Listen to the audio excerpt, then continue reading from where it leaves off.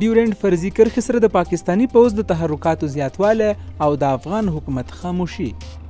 د کونړ ولایت یو شمېر قومي مشران او مدني فعالان وایي پاکستاني پوځیان حاکمو نقطو کې د بیزونو او تاسیساتو له جوړولو وروسته اوس غواړي د کونړ سیند اوبو ته نور هم ځانونه نږدې کړي. د دوی په خبره د کونړ سرکاڼو، مرورې، خاص کونړ او له سیند پورې غاړې چې کومې ولسوالۍ او سیمې شتون لري هلته پاکستان ډیر د افغانستان خاورې ته رادننه شوی دی. زنانه وله، واړه وله، کورونه ورانوه، دا عمل شرعاً او عرفاً د ټولو اصولو په ټکر کې دی.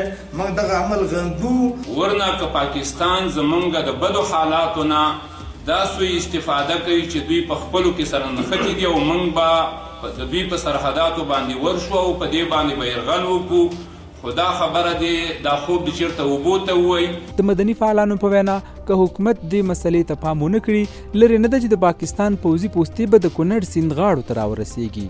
دوی زیاتوي د پاکستاني ځواکونو کشفي او د سارلې هم تمامه شپه د ډیورنډ له کرښې د نرنګ، څوکۍ، نورګل، خاص کونړ او سرکاڼو ولسوالیو کې پورته وي او لیزري برقونو یې هم خلکو ته ډیر مزاحمت جوړ کړی. ډیورنډ په صفري کرښه باندې یو ځل بیا د پاکستاني پوځیانو لخوا نه چې کوم د افغان حکومت سره هغه کومه حاکمي نقطې دي په هغه ځایونو باندې تاسیسات شروع شوي دي، بیزونه جوړوي، پوستې جوړوي. د دغه کرښې پر وړاندې باندې هېڅ غبرګون نه دی ښودلی او تر اوسه هېڅ کومه د افغان امنیتي ځواکونو پوسته هم پاس نشته دی. یوازې د افغان امنیتي ځواکونو پوستې په لاندې سیمو کې دي دغه د سرکونو په سنونو باندې جوړې کړي دي. څه وخت وړاندې په ولسي جرګه کې د کونړ ولایت استازو هم د پاکستاني پوځیانو د تحرکاتو په اړه غږ پورته کړی و او له حکومت څخه یې غوښتي وه چې په ډیپلوماتیکو اړیکو دې دا ستونزه هواره کړي.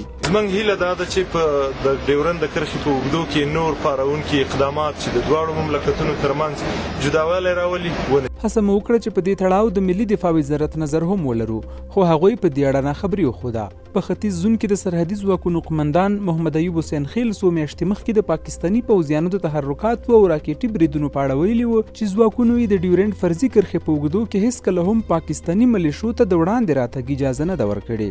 در کوم چې دا نقطه ما لپاره سره کرښه ده، هېڅ وخت به دوی ته زه اجازه ورنکم که زما په رګ کې وینه وي، په وجود کې مې ساه وي، زه به دوی ته اجازه ورنکم چې دا کرغېړن عمل بیا ترسره. د ویلو ده چې څو ورځې وړاندې په هلمند ولایت کې هم پاکستاني پوځیانو د افغانستان په خاوره تاسیسات جوړ کړي ول چې د سیمه ییزو خلکو له سخت غبرګون سره مخ شول.